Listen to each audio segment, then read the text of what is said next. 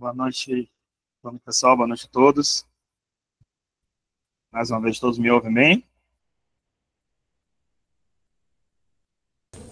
Sim, Chegou mais um pastor. aqui,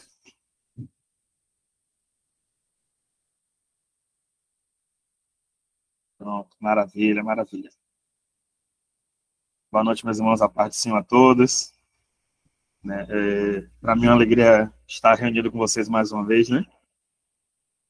Já fazia um tempinho, mas para mim é sempre uma alegria poder compartilhar um pouquinho mais, né? E aprender, né? E ninguém, muito que sabe tudo é Deus, né? A gente sempre está em desenvolvimento, está sempre se aprimorando, né? Está sempre se capacitando. E sempre tudo para a honra e glória do nosso Senhor e Salvador. Amém? Pastor Hilton, o senhor quer falar alguma coisa antes da introdução, fazer uma oração, de começar?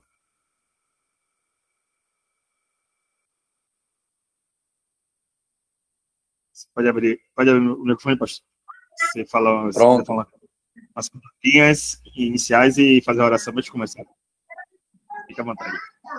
Primeiramente, a paz do Senhor, Márcio, e a paz do Senhor a todos que estão participando.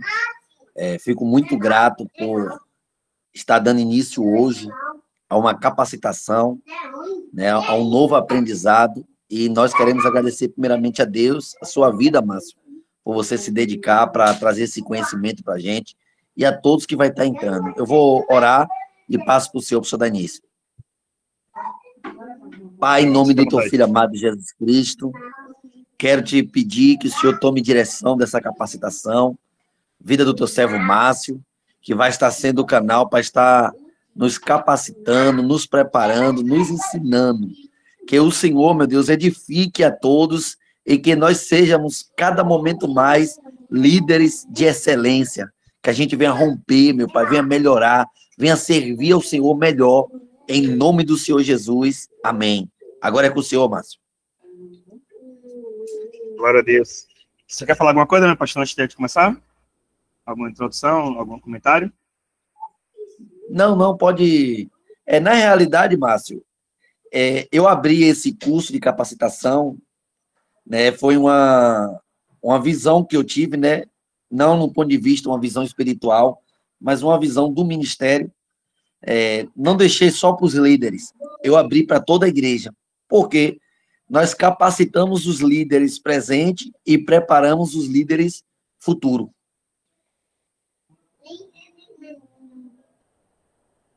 Com certeza, pastor. Então, boa noite mais uma vez, paz do Senhor a todos. Para aqueles que não me conhecem, eu me chamo Márcio, sou bacharel em Direito pela Universidade Católica de Salvador, né?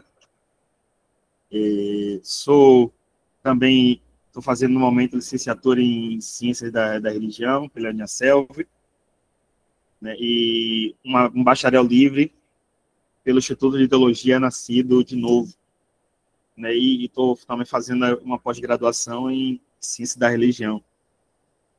Tudo com a finalidade de se aprimorar cada vez mais, né?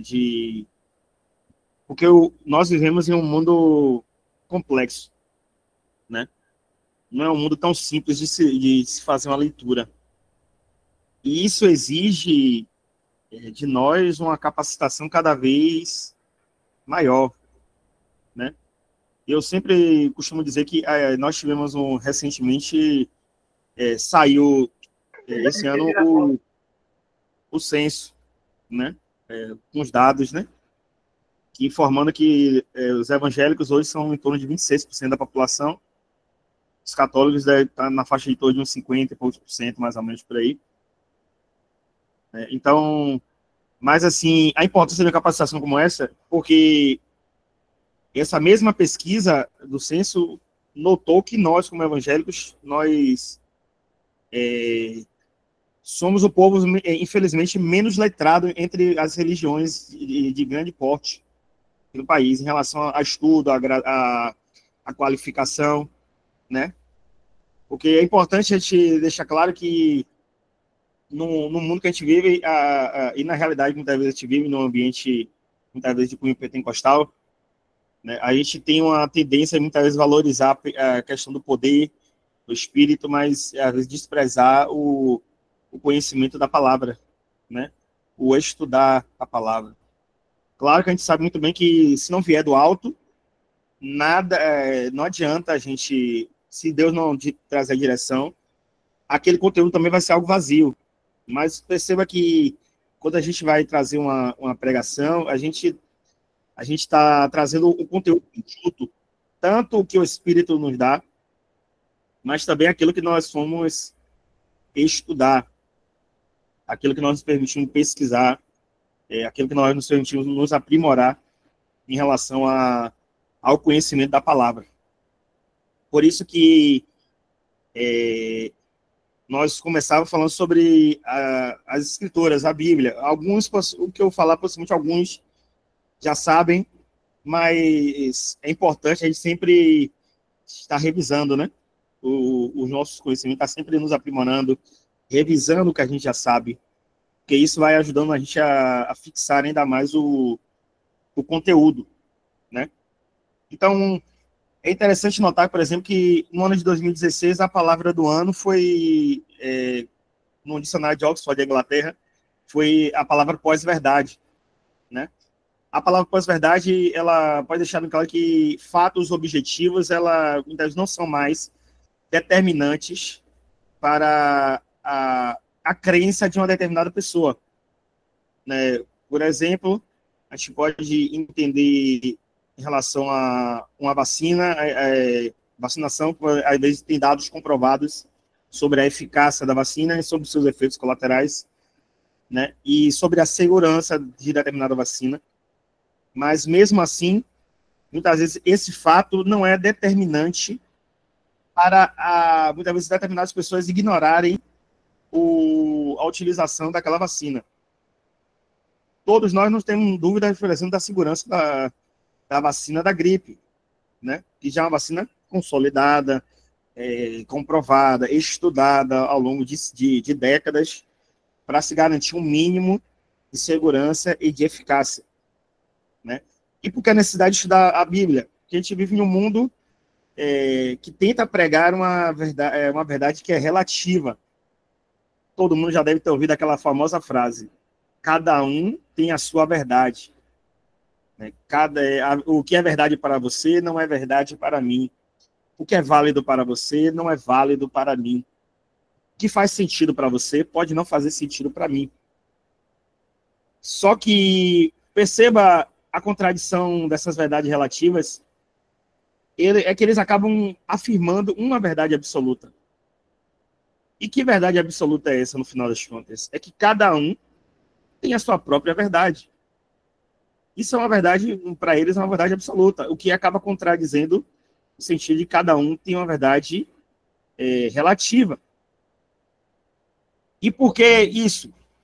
Estudar a palavra. Porque nós, como eu falei no início, nós vivemos em um mundo complexo, um mundo cuja realidade está cada vez mais difícil. Então, por isso, há a necessidade de nós termos um conteúdo mais aprofundado. Nós precisamos aprender a contextualizar a palavra de Deus. E, afinal, o desafio é como eu pego um texto que foi escrito praticamente há 12 mil anos atrás, e como é que eu trago pelo menos eu falo 12 mil anos atrás, aqui, considerando pela datação, o final de Apocalipse, né, e um dos últimos livros escritos da Bíblia, foi escrito lá no final do primeiro século, né, depois de Cristo. Provavelmente no ano 90, 95 depois de Cristo. Então, como é que eu pego um livro, se for considerado o Antigo Testamento, tem muito mais tempo, né? Como é que eu vou pegar esse livro e trazer para a realidade de hoje? Então, o nosso desafio como cristãos é pegar um livro, fazer uma via dupla quando a gente vai ler a palavra. A Bíblia não foi escrita num vácuo. A Bíblia também é um livro divino, mas também é um fruto do seu tempo. Estava imerso em uma cultura, imerso em uma realidade, imerso em povos distintos, né? E cada escritor da Bíblia tinha uma cultura, tinha uma realidade diferente, tinha um conhecimento diferente, tinha uma qualificação diferente. Então, tudo isso também envolve quando a gente vai estudar. Então, a Bíblia não se interpreta da maneira que eu acho que tem que ser interpretada. Há um parâmetro para eu interpretar a palavra de Deus. Primeiro, eu tenho que analisar o contexto histórico dessa palavra. Segundo, eu tenho que analisar a sua gramática, ou seja, o que aquela palavra significava em seu contexto, em seu idioma original. A gente precisa fazer esse fenômeno, essa pesquisa. Mas também a gente precisa fazer um terceiro movimento. Depois de eu ter pegado o contexto histórico e o contexto gramatical, por assim dizer, como é que eu trago isso para a minha realidade nos dias de hoje?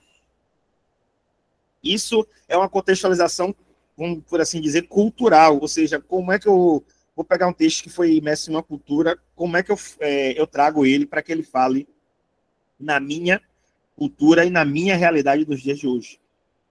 Então, nós precisamos fazer esse movimento duplo, de ir em direção ao texto para entender o seu contexto, mas também de retorno para como a gente vai aplicar esse texto nos dias de hoje. Então, a gente precisa entender, perguntar, mas por que estudar a Bíblia? Qual a necessidade de estudar a Bíblia? Né? É como, permitam-me citar um texto aqui de Mateus 24, 35, que nos fala o seguinte: os céus e a terra passarão, mas as minhas palavras não hão de passar.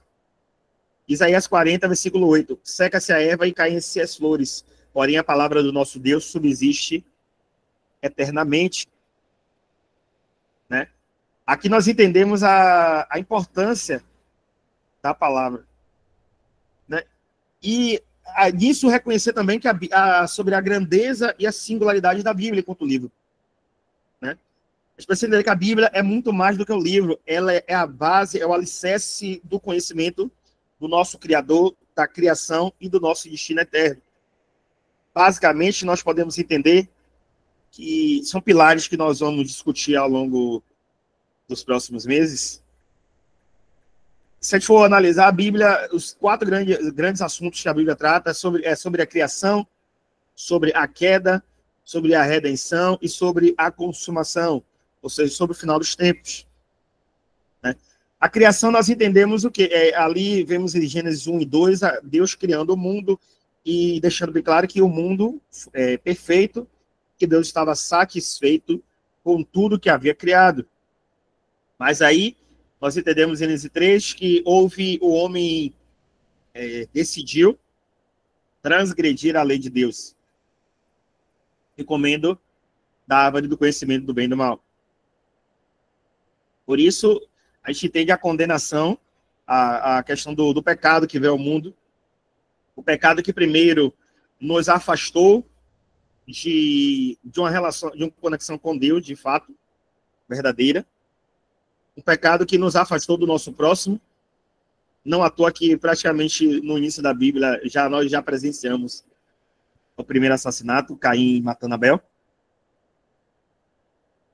Mas a gente vai vendo a corrupção do homem ao longo da Bíblia, a gente vai vendo a corrupção do homem ao longo da história. E a gente entende a necessidade, se o homem não tem condições de satisfazer plenamente a vontade de Deus, então como o Senhor vai agir para restaurar o homem e restaurar também a criação? Então, por isso, veio a necessidade de Jesus vir tomar a forma de servo e ser obediente até a morte de cruz, não apenas para nos salvar, mas também para restaurar toda a criação. E, por fim, nós entendemos a questão da consumação, que é o estudo, como a gente gosta de falar, a escatologia, que é o estudo, a doutrina dos últimos dias, dos últimos tempos, que aí nós vamos lembrar nessa área, sobre a volta de Jesus, sobre os 1000 anos, como o Apocalipse 20 fala. Então, qual vai ser o destino dos salvos? Qual vai ser o destino dos que rejeitarem a salvação do Senhor? Então, tudo isso a Bíblia permeia, a gente vê de Gênesis e Apocalipse tratando desses assuntos. Então, se nós somos o povo do livro, nós temos a necessidade de estudar e de nos aprofundarmos na palavra de Deus. Isso não é algo facultativo para quem é cristão.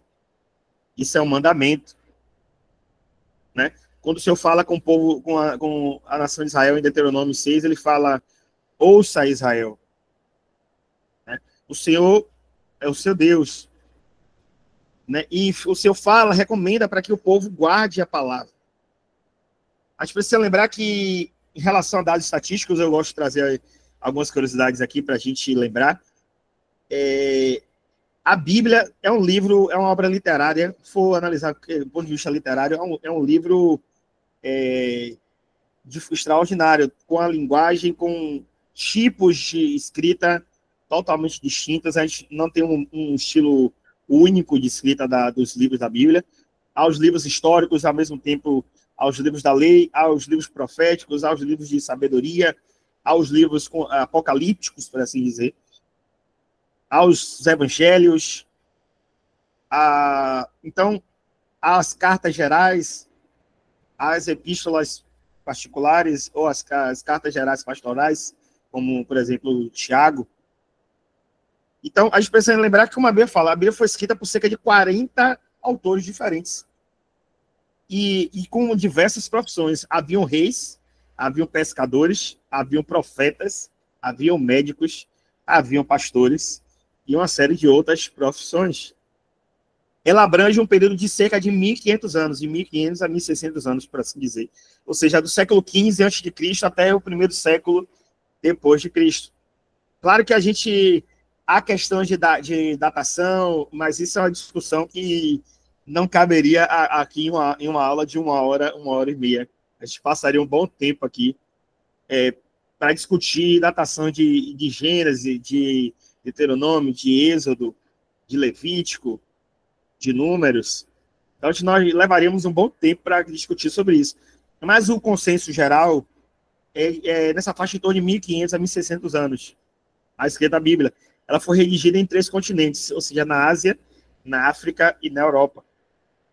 Só a título de curiosidade, o que hoje nós conhecemos, que a Bíblia fala de Ásia Menor, hoje ali provavelmente seria a região hoje da Turquia, né? É onde o nosso mapa moderno hoje seria mais ou menos por ali. A Bíblia foi escrita em 3 idiomas. A gente sabe que foi o hebraico, o aramaico e o grego, chamado grego koiné, ou seja, o grego comum.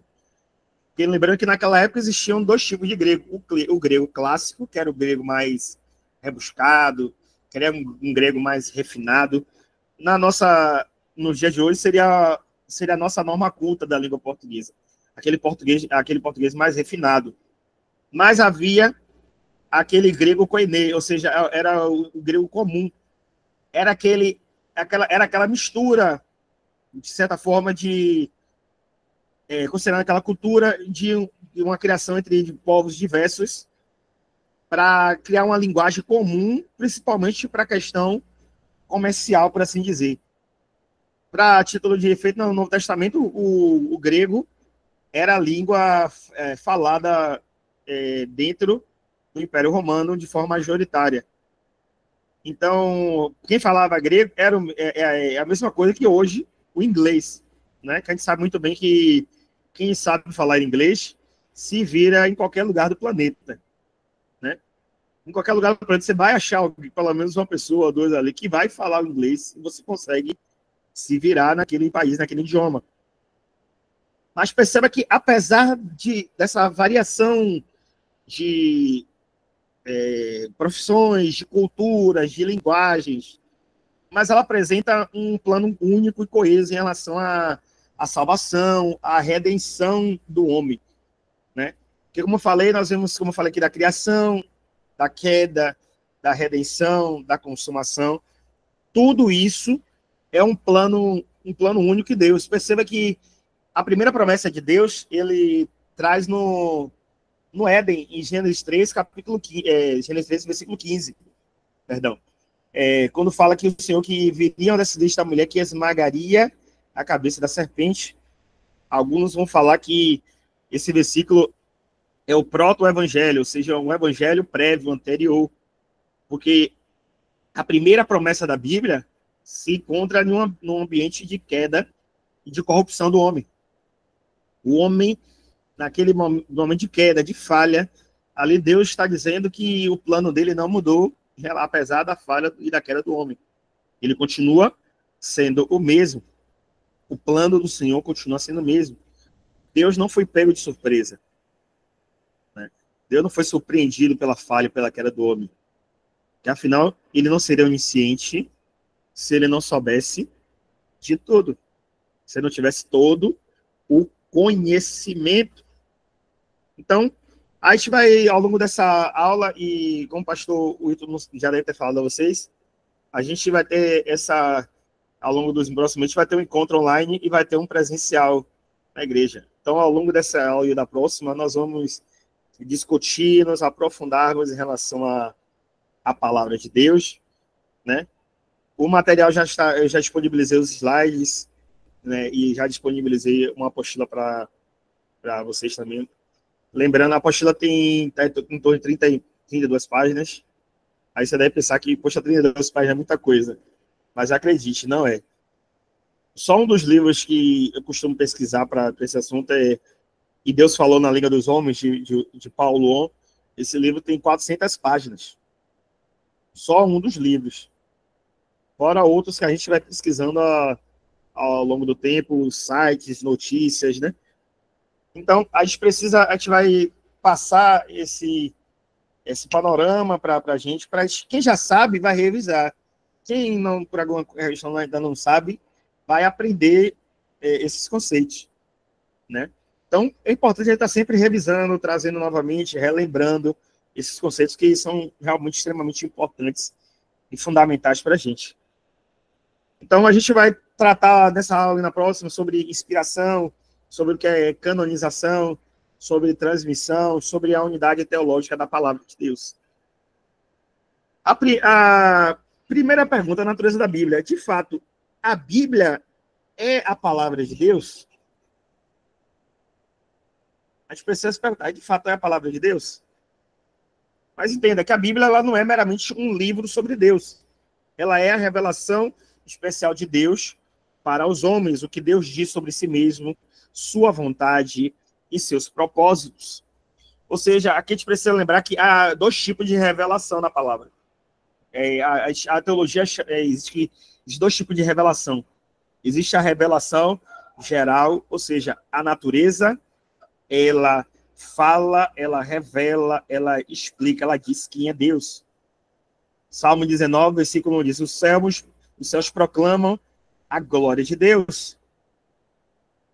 Jesus, quando está entrando lá no Testamento, Jesus, quando está entrando em Jerusalém, os fariseus mandam esse povo calar.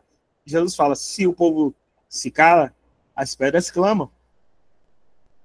Ou seja, Romanos 1 também fala que os homens são considerados indesculpáveis porque Deus se revelou por meio da natureza, por meio da criação. Então, não tem desculpa para dizer que não conhece. A natureza, ela aponta, ela revela uma fonte, ela revela uma origem, ela revela um criador. Para muitos, por exemplo, a título de curiosidade, a famosa teoria do Big Bang foi criada por um padre católico. Se não me falha a memória, Georges Lemaitre. Essa famosa teoria do Big Bang foi criada dentro da igreja. E os cientistas hoje, a maioria, acham que é algo que é fora da seara da congregação e da igreja.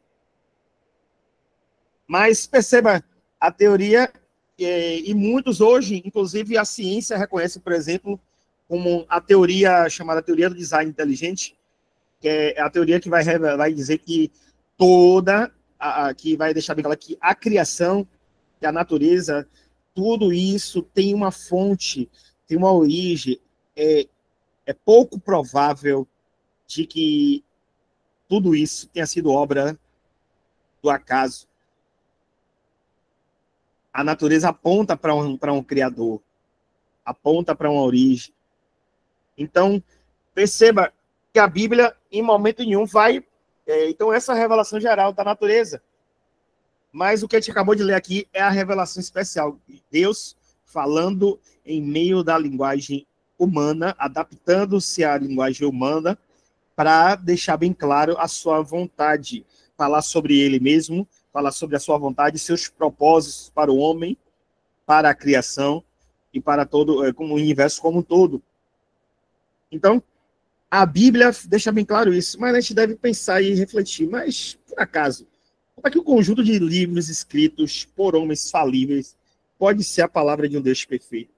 Quais são as provas internas e externas que sustentam, de fato, essa afirmação? A gente precisa começar a refletir sobre isso. Eu costumo dizer, por que você crê na Bíblia?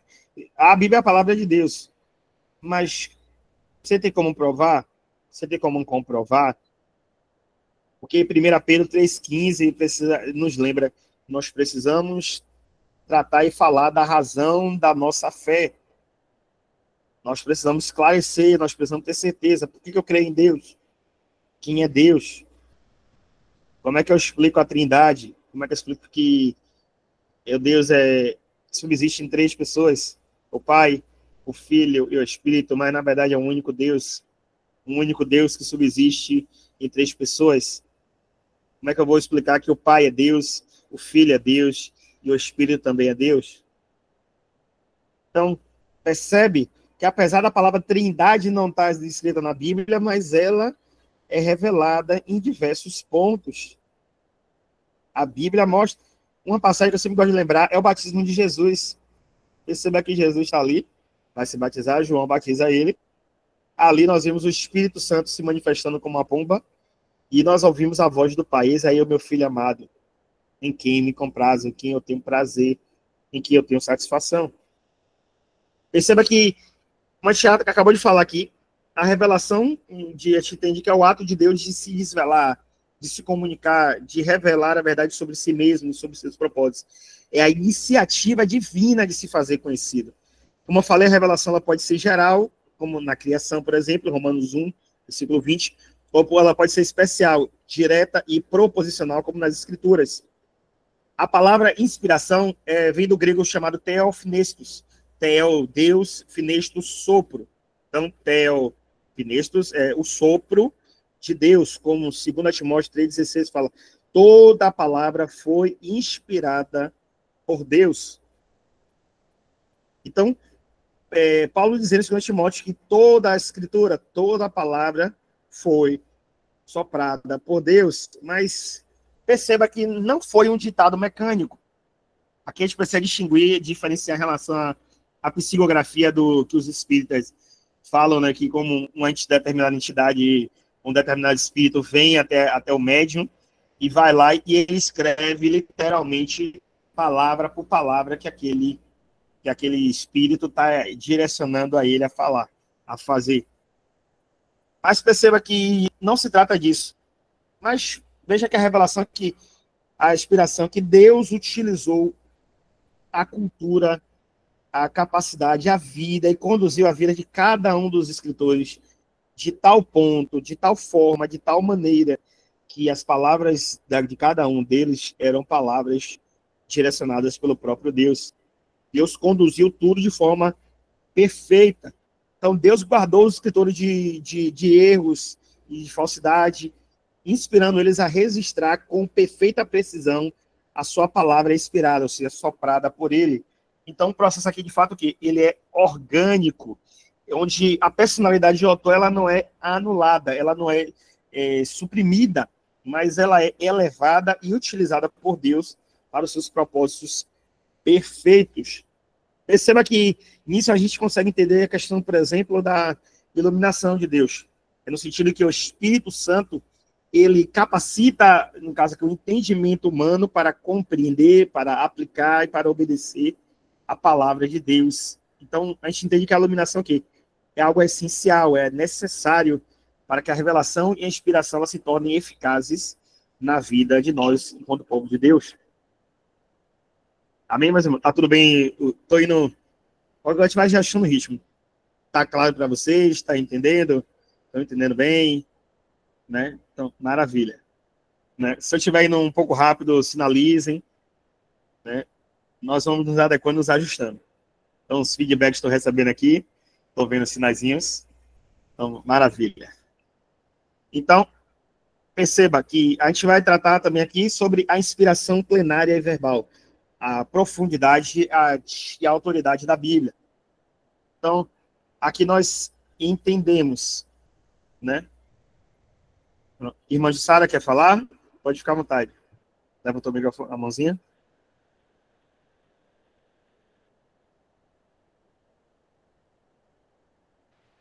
Irmã Jussara, quer falar? Ah, levantou sem querer, né? Pronto. Tá bom. Se quiserem levantar, só para facilitar, levante se quiser levantar a mão, perguntar, falar algum comentário, podem ficar à vontade, né? Vocês podem colocar a mãozinha só para saber, e aí eu paro. E se quiserem, pode fazer um comentário, podem falar, viu? Pode ficar à vontade. Então, continuando. Então, a primeira, como a gente fala, é inspiração plenária. A gente precisa entender que toda a Bíblia, ela é inspirada. Não existe, não há partes que são mais ou menos inspiradas. Significa, então, que, dizer o quê? Os 66 livros da Bíblia, de Gênesis e Apocalipse, são igualmente palavra de Deus em sua totalidade e em suas partes. Não existe uma parte, essa aqui é a palavra de Deus, essa aqui não é. Essa aqui é mais palavra de Deus, essa aqui não é. Isso é problema, porque isso é importante lembrar, porque tem algumas teorias, algumas teses que defendem sobre isso. Por exemplo, uma dessas teses que eu coloquei na apostila é a neo-ortodoxia, de um teólogo suíço, século XX, Karl Barth, que ele disse que a Bíblia não é palavra, ela contém a palavra de Deus. E, na verdade, a Bíblia se torna a palavra de Deus por meio do encontro subjetivo do cristão com a palavra. Aí, nesse encontro, a Bíblia se torna a palavra de Deus. Perceba como é grave isso daí. Quer dizer que, para essa tese, então, se a Bíblia está fechada, então ela é só um livro qualquer. Não é a palavra de Deus. Então, ela só se torna quando eu interajo com ela. É o que a neo-ortodoxia, por exemplo, fala. Mas perceba que verbal, ou seja, cada palavra da Bíblia, ela é inspirada por Deus. A supervisão divina, ela escolheu cada palavra, garantindo que a mensagem fosse transmitida com exatidão, sem distorção ou falsidade, por assim dizer. Mas perceba que a gente precisa deixar bem claro que é uma coisa. Essa inspiração que a gente fala é nos originais, é nos escritos originais. Mas você deve agora parou de perguntar, mas sim, se é nos originais, o que é que quer dizer então que minha tradução que está na minha mão, que eu tô aí com a Bíblia em português, ou seja a NVI, ou seja a ARA, ou seja a Almeida Revista Atualizada, ou a Almeida Revista Corrigida, quer dizer que você está dizendo que essa é a noção? Vamos analisar por partes. Perceba que as traduções, hoje, nós temos uma confiabilidade, por quê? Estudiosos vão dizer que 99,5% da Bíblia é confiável. Por quê? Porque, por exemplo, só do Novo Testamento existem em torno de 5.000 manuscritos, só do Novo Testamento, existentes. Isso fora do Antigo. Só do Novo são 5.000. O segundo livro, se eu não me falha a memória, depois eu posso até confirmar a vocês, se eu não me falha a memória, acho que é a Ilíada de Homero, se eu não me engano, é um clássico da literatura grega, que, se eu não me engano, a Ilíada tem em torno de 800 manuscritos, 800 cópias, né? A Bíblia, por exemplo, tem confiabilidade que as primeiras cópias já datam do primeiro século. E alguns vão dizer que do original para as cópias da Ilíada tem uma distância considerável de tempo. Ou seja, aqui a gente já tem uma convicção no sentido que quando a Bíblia quando o Novo Testamento estava sendo escrito, existiam pessoas vivas que foram testemunhas oculares de Jesus e que poderiam desmentir o que estava sendo escrito.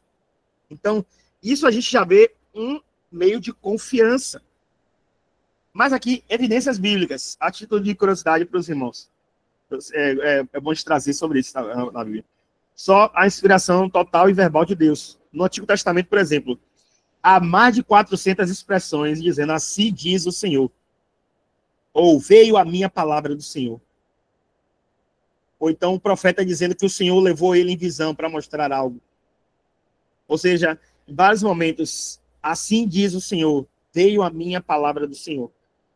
Como está lá, veio a minha palavra do Senhor, está lá Isaías 7, versículo 7, Jeremias 1, versículo 4, Ezequiel 1, versículo 3, Amós 3, versículo 1, Ageu 1, versículo 7, atestando a origem das divinas mensagens proféticas. Os profetas não falavam de si mesmos, mas traziam uma revelação do alto ao povo, para a igreja. Então, no Novo Testamento vai dizer, como eu falei, 2 Timóteo 3,16, toda a escritura ela é inspirada por Deus. 2 Pedro 1,20 fala que a profecia não veio da vontade humana, mas ela veio mas de homens conduzidos pelo próprio Espírito Santo. Os próprios escritos apostólicos foram reconhecidos como escritura. A gente vê 1 Coríntios 14, 37, 1 Tessalonicenses 2, versículo 13, 2 Pedro 3, 16, onde Pedro se refere aos escritos de Paulo como escrituras, ao lado de outras escrituras. Perceba como eu falei aqui de algumas teorias, a gente tem a teoria conservadora, aqui nós acreditamos que a Bíblia é a palavra de Deus inerrante, ou seja, sem falhas, sem contradições, sem defeitos em seus autógrafos, em suas línguas originais. Esta visão ela sustenta que a Bíblia é a autoridade final e infalível em todas as áreas que aborda fé, prática, história, ciência. E implica, no entanto, que a Bíblia ela é totalmente confiável. Mas aqui, um contraste com algumas teorias que eu gostaria de mencionar para vocês aqui e trazer para vocês é a questão, por exemplo, da teoria liberal, que diz que a Bíblia contém a palavra de Deus, mas ela é falível. Ela entende dizer que a revelação é algo subjetivo, ou seja, a Bíblia pode ter erros. Implica, nesse caso aqui, que o leitor, quem lê, o receptor da mensagem, é que vai determinar o que é ou não palavra de Deus. Agora, você imagina, será que nós, como seres humanos limitados, falhos, pecadores, será que nós realmente estamos em condições de querer ditar o que é palavra de Deus ou não? A gente sabe que não. A gente não tem estrutura para isso. Nós não temos capacidade. Porque nós não vemos o mapa inteiro da história, da realidade. Nós não conhecemos o universo todo, nós não conhecemos a realidade toda para querer ditar e dizer o que é ou não palavra de Deus. Muitas vezes a gente não está conseguindo ditar o que pode ser a autoridade para as nossas vidas. Imagine determinar o que é ou não palavra de Deus. Muitas vezes nós confundimos a autoridade sobre as nossas vidas. Imagine querer dizer, querer se fazer como uma autoridade da palavra de Deus. Como eu falei, a neortodoxia, né? Ela fala que a Bíblia torna-se a palavra de Deus no encontro. Ou seja, ela é um testemunho humano falível. Implica, no entanto, que a Bíblia não é objetivamente autoritativa antes da experiência do homem com a palavra. Ou seja, a Bíblia só se torna autoridade por causa do encontro do homem com a palavra. Isso é o que a neortodoxia vai dizer. Mas é uma interpretação fundamentalista extrema, ou seja, a Bíblia é ditada verbalmente, sem estilo humano. Embora afirme sua inerrância, sua visão mecânica da inspiração não reconhece plenamente a agência humana. Está dizendo o que é que essa interpretação vai dizer? Que a Bíblia foi inspirada por Deus, mas não há nenhum elemento humano. A inspiração aqui foi literalmente uma transliteração. Deus falou tudo e a galera ficou ali só como os daquela época chamados amanauenses, né, que eram pessoas chamadas para escrever determinadas obras, determinados livros, né? Como Paulo cita algumas vezes que alguém ajudou a escrever. Inclusive, no final de Romanos fala, se não me falo a memória, Técio cita, fala que ele cumprimenta. Pedro também utiliza de amanuense para alguém para escrever a palavra. Então, vai percebendo como algo perigoso essas teses. Uma vai negar que a Bíblia se torna a palavra de Deus por causa do homem. A outra vai dizer que a Bíblia é um livro divino, mas exclui, essa última que a gente falou, exclui totalmente o elemento humano da equação. Ou seja, o homem está fora. O homem apenas aqui é um receptor da mensagem, um transcritor de forma literal. Mas aí a pergunta que fica é, se essa teoria que fosse verdade, então por que existem tantos estilos diferentes na Bíblia? Se fosse algo único, que Deus não tivesse o elemento humano, a Bíblia seria do mesmo tom, do início ao final. Mas a gente sabe que não é. Existe o chamado, tem a Torá, que são 5 livros da lei por Moisés. Existem os livros históricos, existem os livros proféticos, existem os livros com a linguagem apocalíptica. Então, aos evangelhos, se você vê que os evangelhos são chamados, principalmente Mateus, Marcos e Lucas, são chamados de evangelhos sinóticos, ou seja, do mesmo sobre o mesmo ponto de vista. Mas você vê que muitas vezes a mesma passagem, Mateus enfatiza um aspecto, Lucas enfatiza outro e Marcos enfatiza outro. João é chamado o Evangelho da Revelação, que afinal a finalidade maior de João é representar, é falar de Jesus enquanto Senhor, Jesus enquanto Deus. Então essa é a maior finalidade de João, apresentar ali o Evangelho. Não é à toa que ele começa apresentando Jesus como Deus. Então, vai percebendo essas contradições dessas teorias. Então a gente precisa saber essas nuances entre dizer que toda a Bíblia é a palavra de Deus e dizer que a Bíblia contém a palavra de Deus. Quando eu digo que a Bíblia contém, quem determina, afinal das contas, o que é a palavra de Deus ou não é Deus, mas é o homem, quando eu digo que a Bíblia contém. Então isso se torna perigoso. E aí, quando eu digo contém, o que é conivente para mim, o que é fácil, eu vou ler, eu vou adotar. O que não for fácil, o que for contrário ao que eu quero viver, eu simplesmente vou lá e excluo. Mas a Bíblia lembra que aquele que peca em um ponto da quebra da lei, peca sobre toda a lei, quebra tudo. Não adianta você obedecer um e quebrar outro. Então, sobre as evidências da inspiração nesse aspecto, nós precisamos lembrar sobre a objeção, que alguns vão dizer, né? A objeção do argumento circular e a resposta acumulativa. Você crê na Bíblia porque ela se afirma, e crê na afirmação porque é a Bíblia. Mas a resposta que a gente pode lembrar é o quê? A Bíblia, ela é a autoridade máxima sobre si mesma. Se dependesse de uma fonte externa, essa fonte seria superior. No entanto, a autoafirmação da Bíblia é corroborada por uma convergência, ou seja, por uma confluência, uma união de diversas linhas de evidência que juntas elas formam um caso robusto e racional. A fé na Bíblia ela não é cega, a gente precisa lembrar disso, mas uma resposta a um corpo de evidências. Mas perceba que é lógico, se a gente fala que Deus é a verdade e a Bíblia é sua palavra, então nós temos que afirmar que a Bíblia é a verdade de Deus. Se eu digo que Deus é a verdade, mas a Bíblia não, ou alguns dizem, mas a Bíblia contém falhas, contém erros e contém contradições.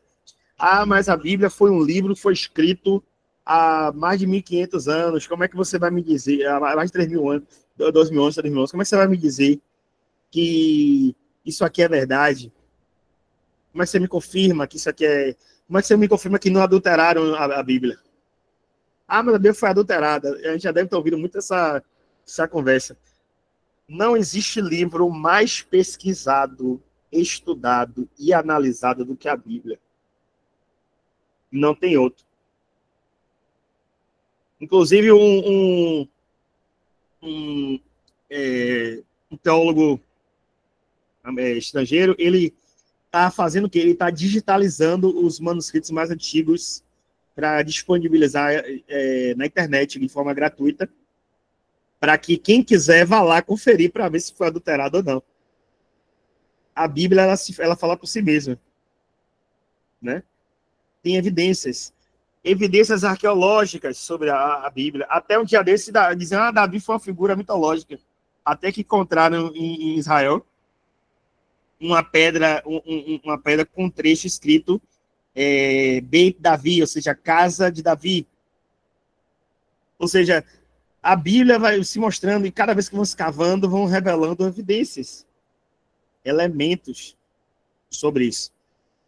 Inclusive, no século XX foi descoberto os manuscritos de Qumran. E esses manuscritos eles, quando foram comparar com o que já existia, os textos eram evidentes. Lembra que eu falei de 99? E aquele 0,5% da Bíblia ali? Alguns vão dizer que 80% desse 0,5% é questão de erros de manuscritos. Às vezes o Massoreta, ou aquele que copiou, o que fez as cópias, por exemplo, errou a palavra, esqueceu uma letra, ou então acrescentou uma letra diferente. Então, são erros de ortografia, que são perfeitamente discerníveis. E muitas vezes é mais de 20%. Muitas vezes são elementos ou versículos, muitas vezes não, alguns vão dizer que não contradizem, não fogem em nada do que está em relação à doutrina da palavra. Mas evidências internas, para se lembrar do próprio texto, a unidade da Bíblia. Lembra? São 66 livros escritos por 40 escritores em 3 continentes, em 3 idiomas, por 1.500 anos. Ela, apesar dessa diversidade, ela exibe uma unidade única. A história da redenção centrada em Jesus Cristo.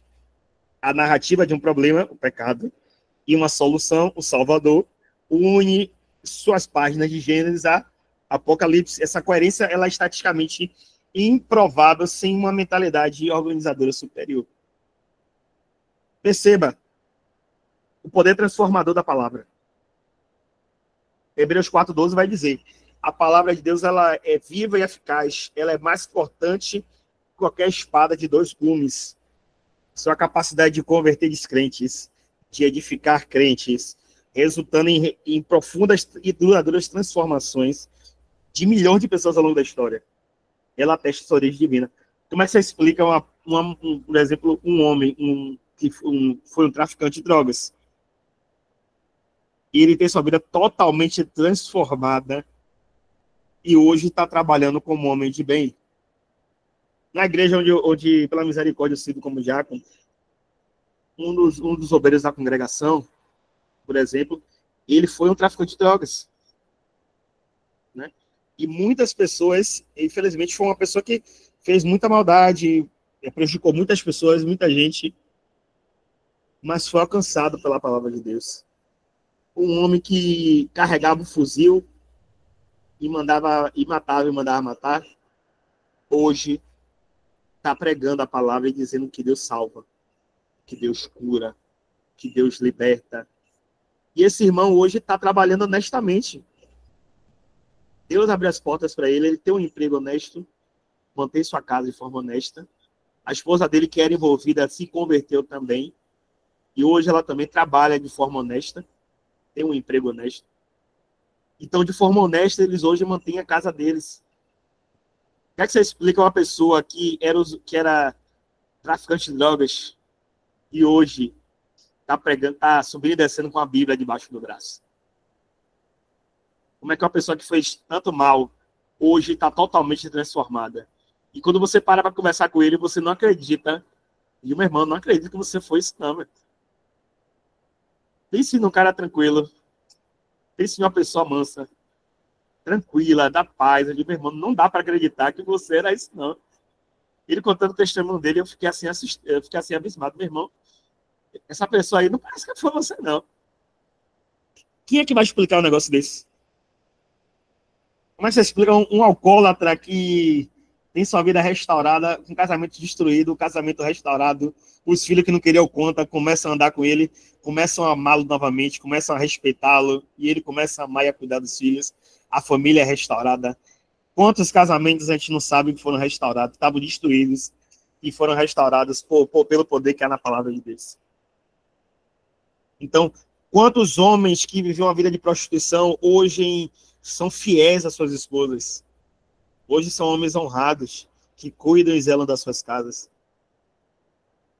Quantas vezes mulheres que veio de um mundo errado, às vezes veio do ambiente de prostituição, hoje são mulheres santas, abençoadas, e hoje as bocas que elas usavam para proferir o que não devia, para fazer o que não devia, hoje elas estão lá falando que Deus é santo, que elas hoje são fiéis a seus esposos, são fiéis a seus filhos, são fiéis à congregação.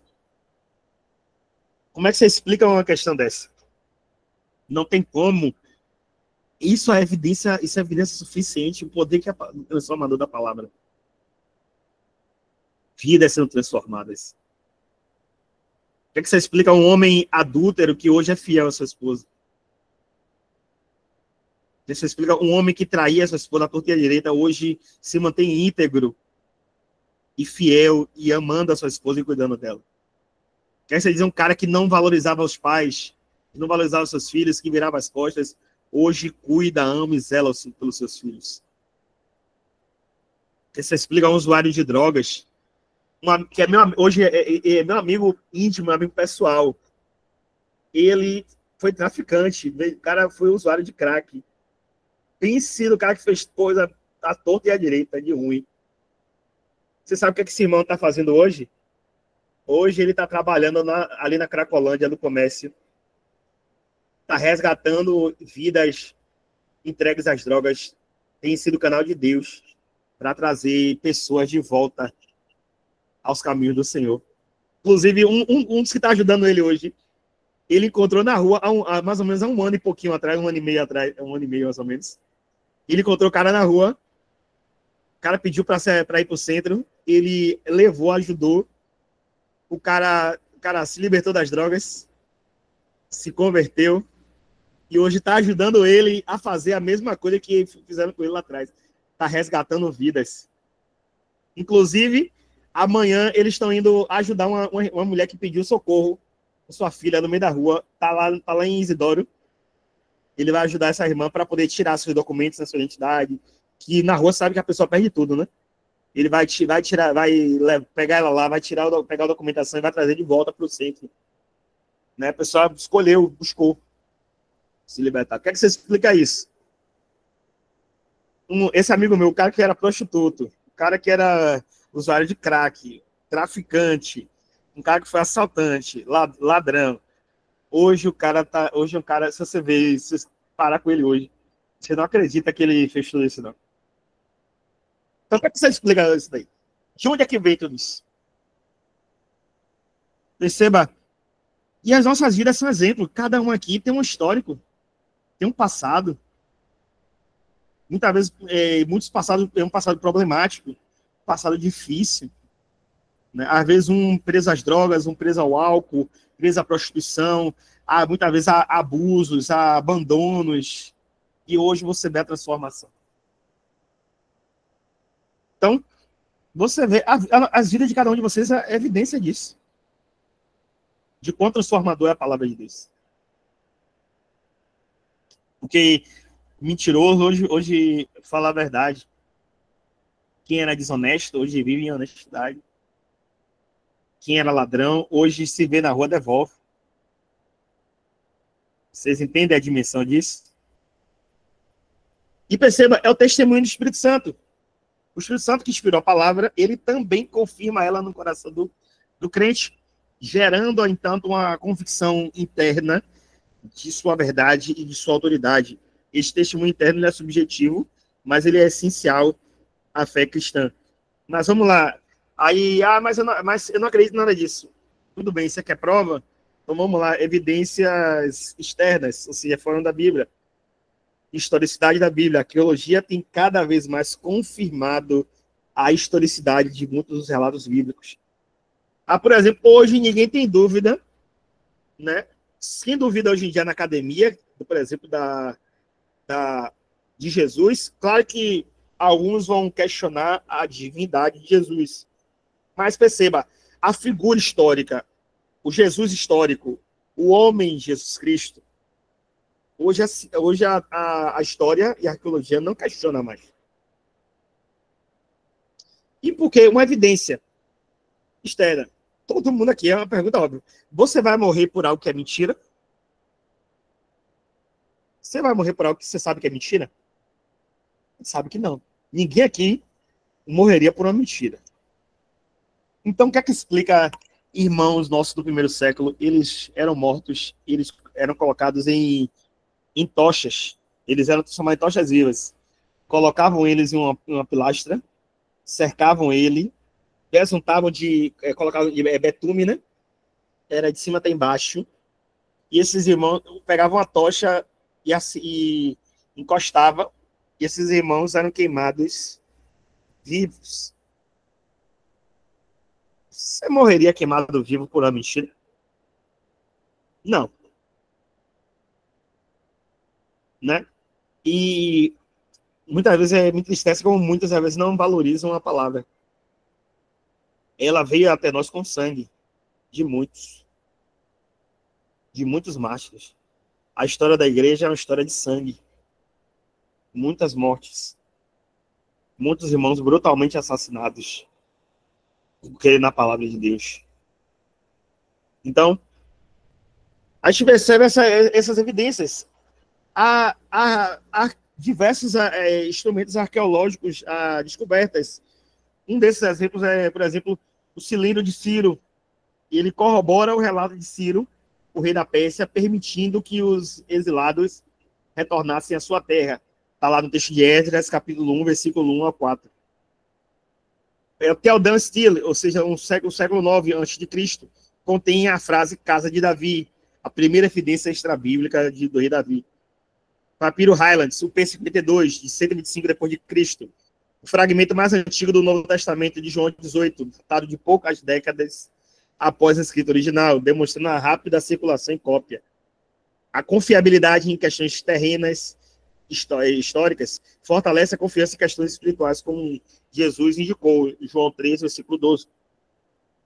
Profecia cumprida, vamos lá. A Bíblia contém centenas de profecias preditivas detalhadas que se cumpriram com precisão, um fenômeno único entre os livros religiosos.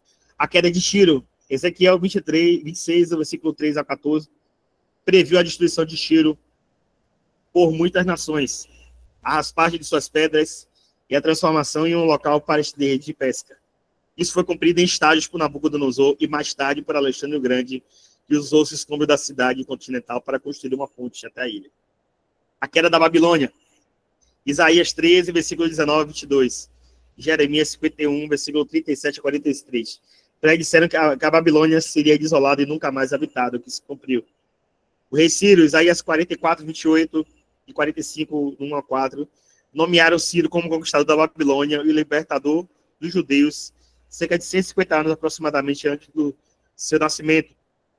Profecias messiânicas. Existem mais de 300 profecias sobre a cumprida a vida do Messias, foram cumpridas na vida de Jesus. Nascimento em Belém, a vida na Galileia, a morte por crucificação, a ressurreição.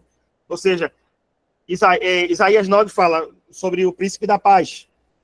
Isaías 53 fala do servo sofredor. Oséias capítulo 9 fala que o rei ele entraria em Jerusalém em uma jumenta, em cima de um jumentinho. Jesus entra em cima de um jumentinho. O Espírito do Senhor está sobre mim, porque ele me proclamou a falar as boas novas. Jesus. Então, aí Jesus diz o quê? Essa palavra se cumpre hoje, quando ele fala isso lá na sinagoga.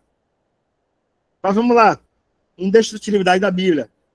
Muitos falam, tem séculos sendo atacadas, tem séculos com tentativa de destruição, como Diocleciano, lá no terceiro, quarto século depois de Cristo, que ordenou a destruição de todas as Bíblias. Ela não apenas sobreviveu, mas prosperou. Hoje é o livro mais traduzido, alguns vão dizer em torno de 3 mil idiomas, e distribuído em o livro mais distribuído da história, com bilhões de cópias, é o livro mais lido do mundo. Não tem outro mais lido que a Bíblia. Perceba que a ciência tenta quebrar, a filosofia tenta quebrar, a política muitas vezes tenta quebrar, mas ela continua perseverando. Até hoje. Perceba o testemunho do próprio Jesus Cristo. O próprio Jesus, cuja divindade é atestada por sua ressurreição, validou a inspiração e a autoridade das Escrituras. Lucas 24, 44, João 10, 35. Ele não apenas citou as Escrituras, mas ele viveu o cumprimento de cada um dos detalhes das Escrituras. A integridade dos autores humanos. Não há motivo para duvidar da honestidade e da sinceridade dos autores. Os discípulos afirmaram que viram Cristo ressurreto em várias ocasiões. E eles enfrentaram perseguição, martírio pelo testemunho. Perceba, você não vai morrer por uma mentira. Você realmente vai morrer por uma mentira? Você vai ser queimado vivo por uma mentira? Você não vai. Né? A gente sabe que o apóstolo Paulo, a história vai relatar que ele foi decapitado ao final de sua vida. Morreu dessa forma. Decapitado. Alguns vão dizer que Pedro foi crucificado de cabeça para baixo. Ele dizia, não, eu não sou digno de morrer da mesma maneira que meu Senhor. E foi crucificado de cabeça para baixo. Alguns vão dizer que no Coliseu de Roma, por exemplo, em torno de... alguns historiadores aqui, foi inaugurado com a morte de cerca de 10 mil cristãos. Você não vai morrer por uma mentira. Os mártires são evidência da verdade da palavra. Isso é básico do ser humano. Você não vai entregar sua vida por uma farsa, por algo enganoso, por uma mentira. O sangue dos mártires pavimenta e tem pavimentado o caminho da igreja. Isso é evidência da palavra de Deus. Não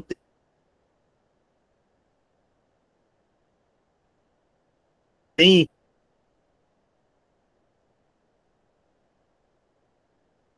os milagres na Bíblia que são registrados como os 10 leprosos que Jesus curou, né? E os milagres que falei, a gente tem certeza disso.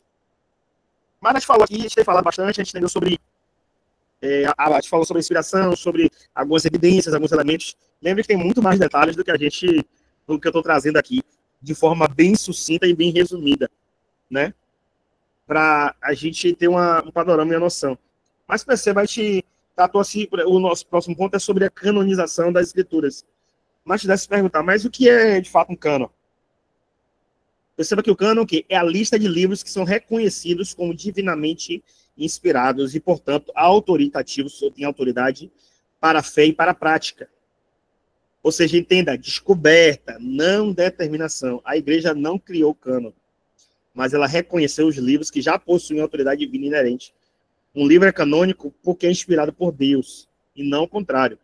Sua descoberta e importância em virtude de sua canonicidade divinamente determinada. Isso explica que o cânon é fechado e é imutável, ou seja, não tem como acrescentar novos livros da Bíblia, que já está determinado, já está estabelecido. Não tem como alterar dessa forma. Que a palavra já estabeleceu é o que está claro. Mas quais foram os critérios? Perceba, a profeticidade ou apostolicidade. Ou o livro foi escrito por um profeta, ou por um apóstolo, ou por alguém sobre a autoridade apostólica. Os livros de Moisés, o Pentateuco, os profetas maiores, menores, os evangelhos de Mateus, João, as cartas de Paulo, as cartas de Pedro, Marcos e Lucas foram aceitos por sua associação com Pedro e com Paulo, respectivamente. Alguns dizem que Marcos foi discípulo de Pedro e Lucas foi discípulo de Paulo. Primeiro ponto, ou é ligado a profeta, ou um apóstolo, ou alguém que tinha ligação direta com o apóstolo. É um dos primeiros pontos. A autenticidade, o livro deveria ser genuíno, ou seja, derivado do período e do autor a que se atribuía.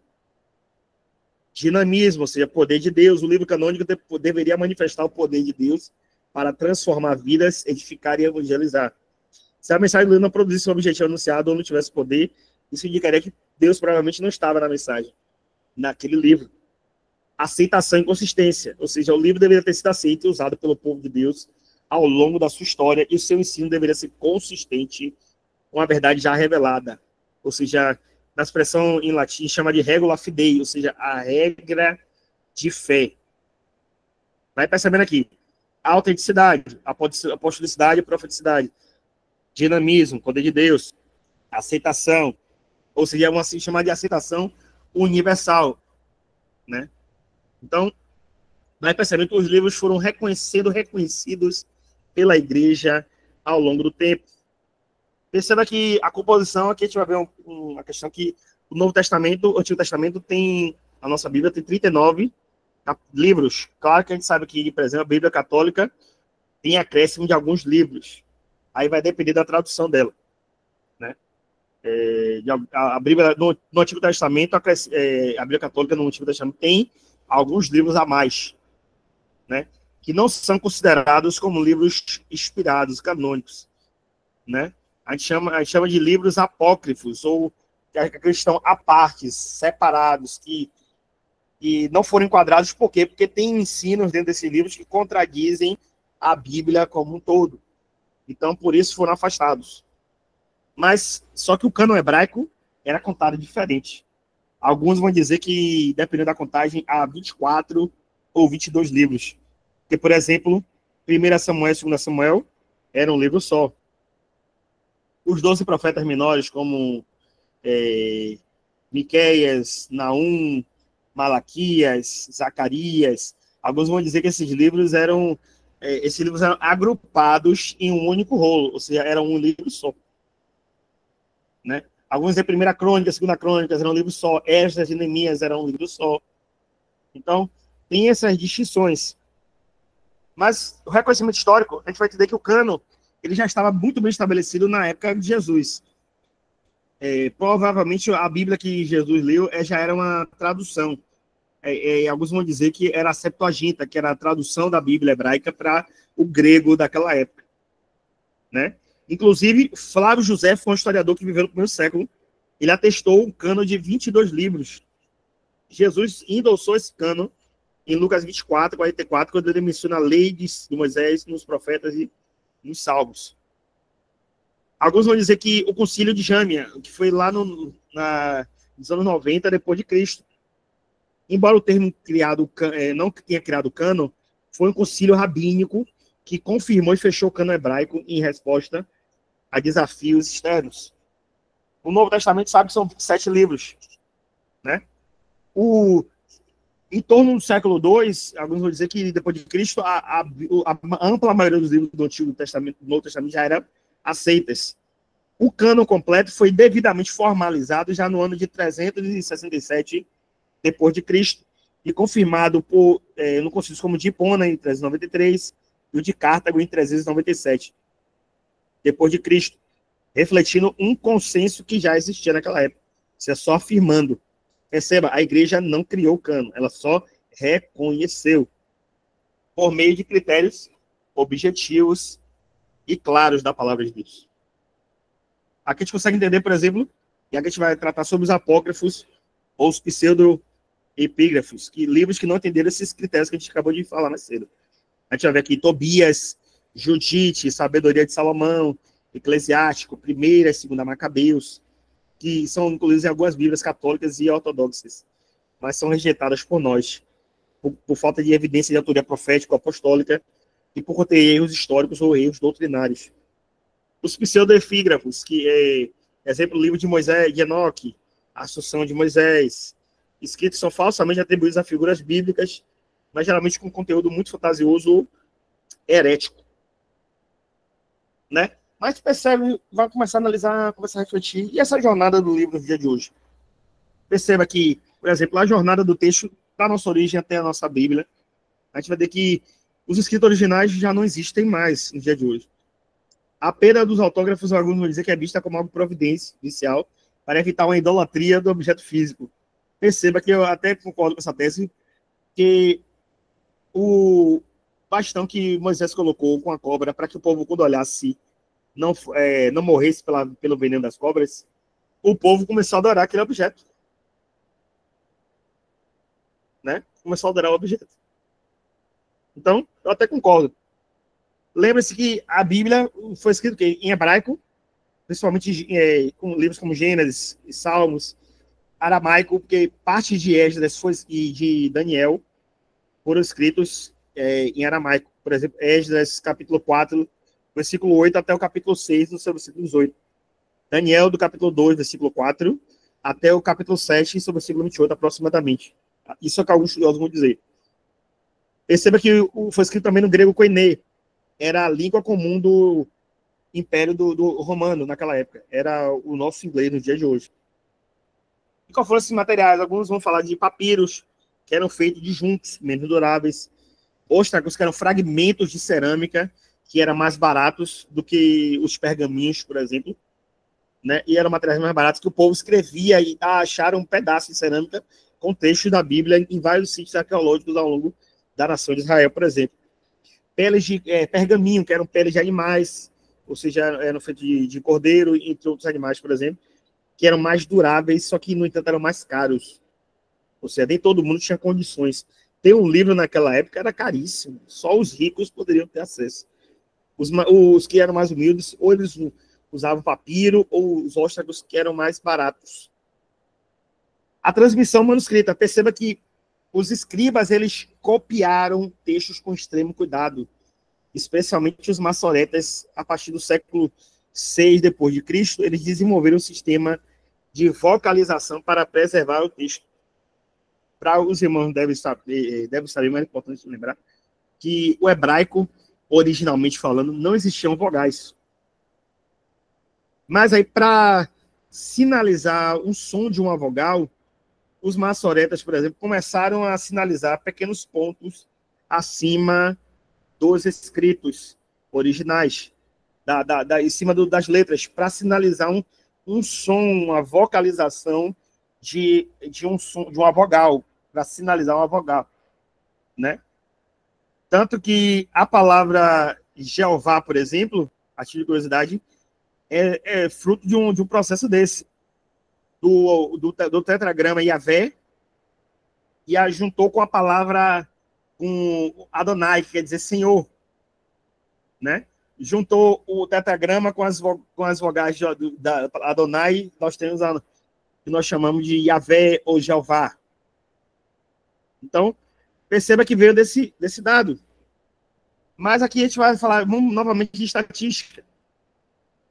Como eu falei, os manuscritos do Mar Morto, ele foi descoberto em 1947, ou seja, não tem nem 100 anos.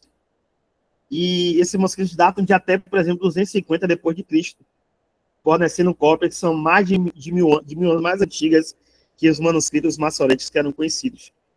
Eles demonstraram notável fidelidade no texto maçorético ao longo dos séculos, com variações mínimas. Vamos lá, estatística. Eu falei aqui, lembra que eu falei dos manuscritos? São mais de 5.000 manuscritos. Alguns vão dizer que estão de 5.800.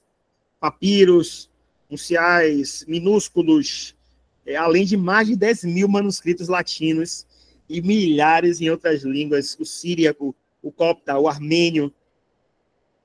Comparação. Eu falei aqui da Ilíada, que era de 800, né, mas na verdade é um pouquinho mais. Em torno de 1.800 manuscritos. A Bíblia só do Novo tem 5.800 aproximadamente. Olha a diferença. Que é o segundo livro com mais manuscritos. E mesmo assim, a diferença da original, da Ilíada, para as primeiras cópias é uma distância considerável da cópia para os primeiros manuscritos originais. A Bíblia já tem cópia do primeiro século. Já encontraram cópia do primeiro século. Então, o livro, se alguém que viu Jesus poderia desmentir o que Paulo escreveu, né? E os irmãos sabem, mas os primeiros livros não foram os evangelhos do Novo Testamento. Os primeiros livros não foram os evangelhos. Por algumas cartas de Paulo. Livro de Tiago, né? Inclusive, o evangelho de João possivelmente foi um dos últimos, já escrito praticamente no fim da vida, vamos dizer, o livro de João. Então, o que Paulo estava escrevendo, tinha gente que viu Jesus pessoalmente, que poderia desmentir Paulo. Mas não se encontrou nenhum documento para desmentir.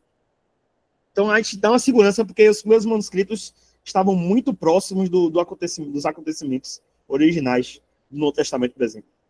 Porque na época de Jesus já era um consenso, o Antigo Testamento, já era um consenso claro. Proximidade temporal, como eu falei, fragmentos datam de poucas décadas. O papiro P52, por exemplo, é de 125 depois de Cristo.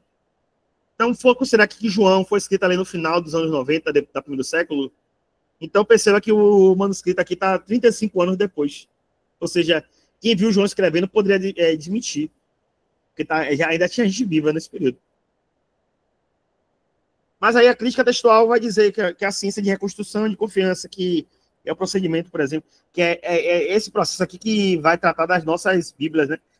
Que as nossas traduções são fruto de milhares de estudos de milhares de pessoas que se debruçaram no... E a gente tem que muito louvar a vida desses irmãos e irmãs, porque para quem estuda um pouquinho das línguas originais, tem que quebrar a cabeça para entender o hebraico, para entender o aramaico, para entender o grego, né? Tem que bater cabeça e tomar cuidado, porque muita gente faz interpretação maluca da escritura. Desconfio de muitos que quer dar uma interpretação enigmática da Bíblia, que aí pega uma letra daquela palavra ali, aí quer dizer que aquela letra já tem uma tese por trás, que essa letra quer dizer isso, quer dizer aquilo, aí essa letra quer dizer aquilo e aquilo, e muitas vezes quando junta o significado da palavra, muitas vezes não é nada daquilo. Aí pega um trechinho, um pedacinho, e aí quer fazer uma teoria em cima de um trecho. É que nem eu pegar aqui uma frase, João foi até a porta. Aí eu vou pegar a palavra, o verbo foi, e desse verbo eu vou fazer uma tese. Vai dar certo? A gente sabe que não. A Bíblia precisa ser interpretada em seu contexto. Os princípios da crítica estão aqui. Ela prioriza os manuscritos mais antigos, mais difíceis, são menos prováveis de serem alterações, e aqueles que explicam outras variantes. As variações textuais são mínimas. Perceba que eu falei, afeta menos de 1% do texto do Novo Testamento, e, crucialmente, nenhuma doutrina fundamental da fé cristã é afetada por essas variações. A mensagem central da salvação ela é permanecida inalterada. Mas aqui a gente vai perceber, por exemplo, que as primeiras traduções, a Septuaginta, ela foi escrita, a tradução do grego do Antigo Testamento hebraico. Porque lembra que, como os gregos dominaram a região antes dos romanos, sabe, foram os gregos. Também vieram por meio de Alexandre o Grande. Então, muitos do povo judeu, naquela época, já não sabiam, muitas vezes, falar mais o hebraico nem o aramaico. Então, o que é que foi feito? Necessário ser feita uma tradução para quem sabia falar, traduzir para o idioma daquela época, que é a Septuaginta, que diz a lenda, que não se tem veracidade dessa história, que pegaram 70 escribas judeus, né? E colocaram eles em salas diferentes e pediram para eles traduzirem a Bíblia. Até que, quando foram pegar a tradução de 70, elas batiam de forma precisa. Mas isso daqui, alguns dizem que é uma história, é uma fábula, uma lenda, não se tem veracidade dessa história, mas fica aí a título de curiosidade, por exemplo.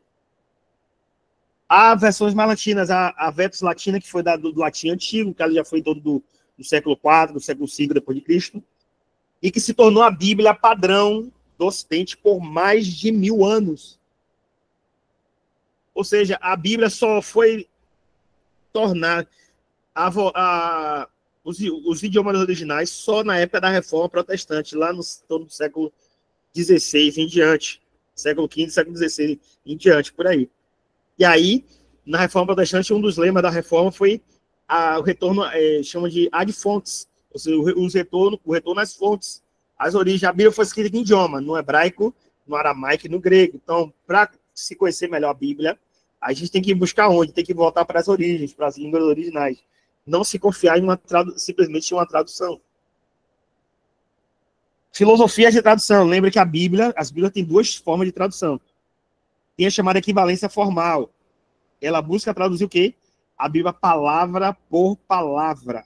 Um exemplo dessa é a Almeida Revista e Corrigida, é a famosa King James. Ou seja, ela traduz palavra a palavra.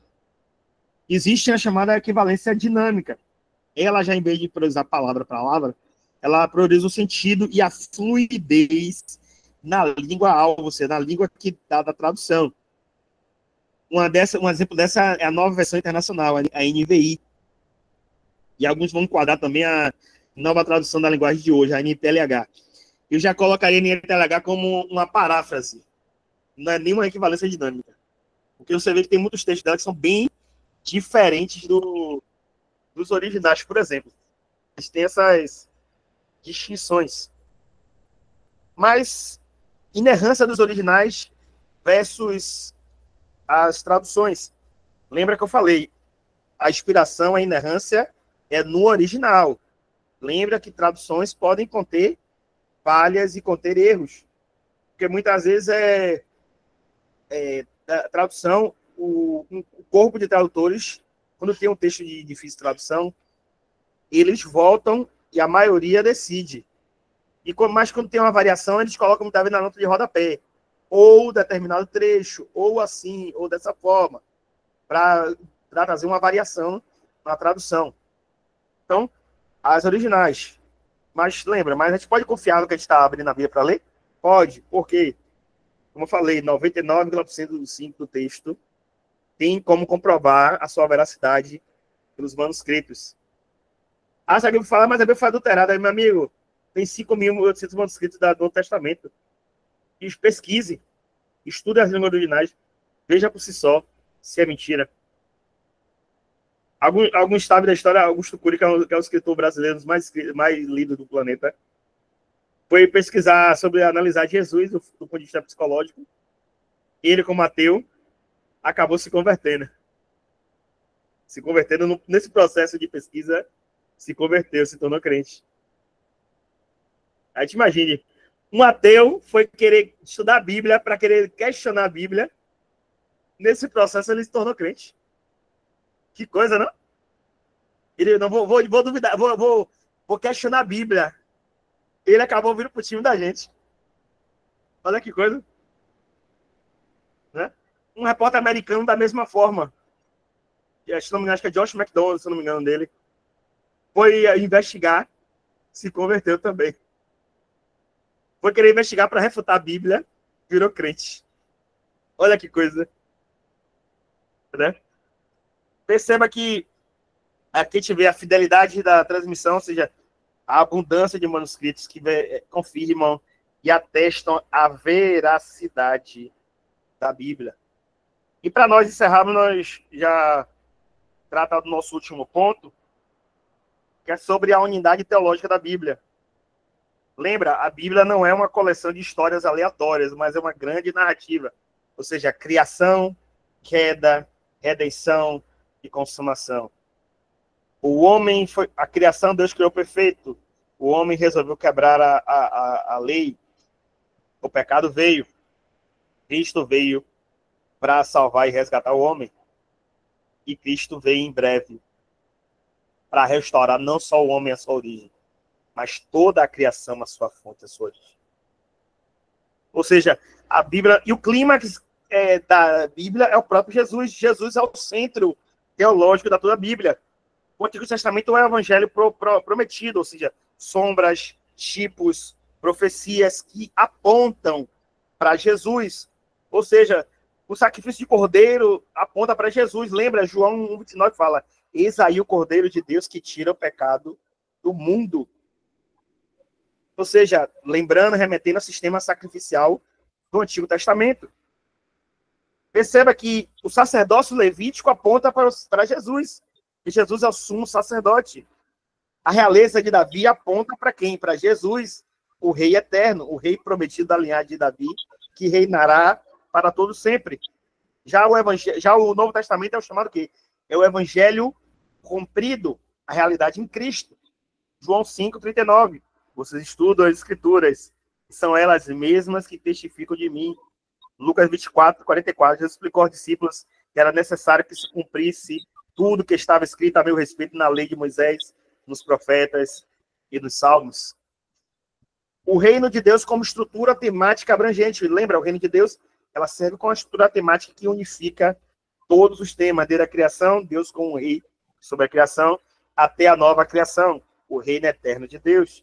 Ela engloba outros temas como a aliança, como as leis, como os profetas, como o sacerdote, como o rei, como a redenção, como a sabedoria de Deus. Perceba que essa unidade ela é permeada nos 66 livros escritos por 40 escritores pelo período de 1.500 anos. É a evidência eterna, poderosa da palavra de Deus. E lembrando sempre, e já encerrando, lembrando que a Bíblia é o nosso livro único de fé e prática infalível para a nossa prática.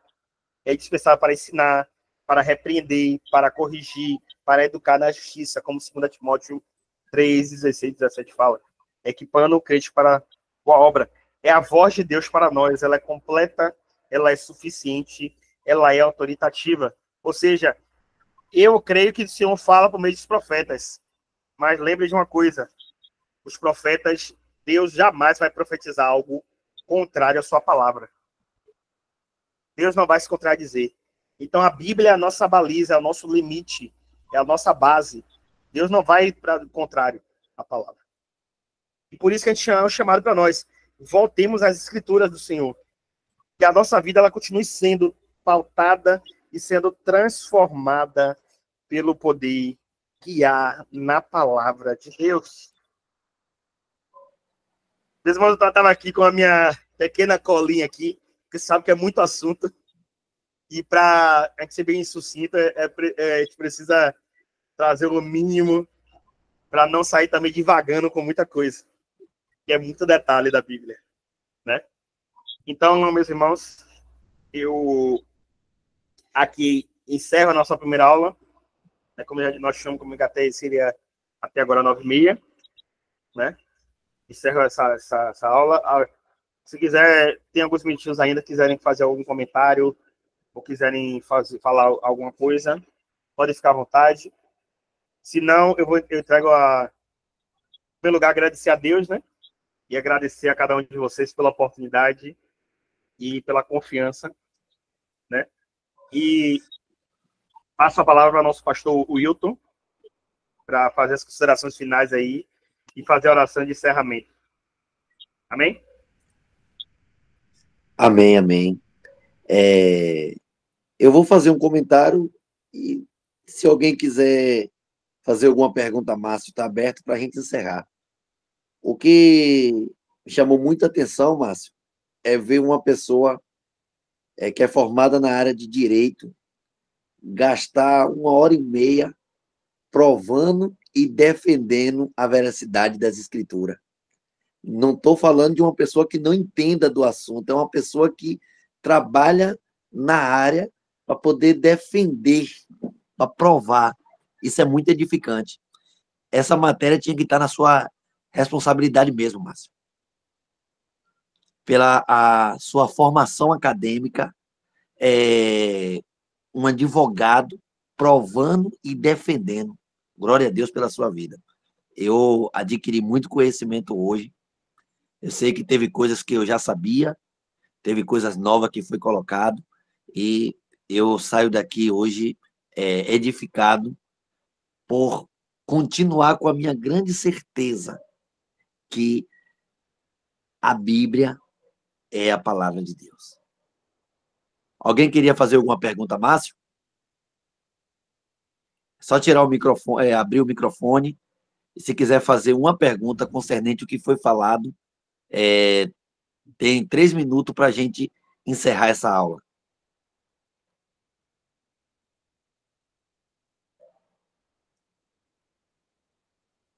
Amém? Eu falo isso, cara, parece que o pessoal... É que nem um casamento, né, mas parece que o pessoal não quer perguntar, não. As apostilas estão no grupo da capacitação. Então, todos que for entrar novo, que queira, deixa fixado, Márcio, no mural lá para o pessoal pegar as apostilas. Eu coloco de novo. Qualquer coisa que eu coloquei lá uma apostila, como eu falei, com 32 páginas, dando uma resumida. E a apostila, você vai ver que vai de um ponto bem diferente do que eu trouxe hoje, que é justamente a apostila é um complemento. E eu fiz uns slides resumidos, mais ou menos do que eu iria falar aqui, mais ou menos por alto. Tá lá no slide também de forma, um resuminho para você ter um resumo rápido para lembrar do que a gente discutiu hoje aqui. Certo? Aí eu já vou colocar no grupo, vou colocar de novo, né? Para quem entrou depois, para ter acesso ao material. Que a graça e a paz. Mais uma. Que a graça e a paz esteja com todos, com o senhor, meu bispo Márcio. E já tive o prazer de conhecer o senhor pessoalmente, uma pessoa maravilhosa. Eu queria saber como é que eu faço para ver esse vídeo do início, porque eu estava em uma missão, né, em obra, fazendo o trabalho do Senhor, e peguei um pouco depois do início. Se eu tenho esse acesso a esse vídeo de aulas também, dessa aula de hoje? eu tô fazendo um teste com o aplicativo aqui, com o Meet. Aí eu vou ver como é que vai ficar a gravação, porque eu botei desde o início. Aí, dependendo de como é que foi a gravação, eu vou ver como é que eu faço para disponibilizar o link para download, porque para colocar no grupo no WhatsApp vai ficar complicado. E o vídeo aqui deve ficar meio pesadinho. Afinal, foi quase uma hora e meia de aula. Aí eu vou ver como é que eu termino aqui, eu vou ver como é que vai ficar a gravação, para depois eu disponibilizar no grupo. Certo? Tá bom. Aí no grupo eu coloco o link para...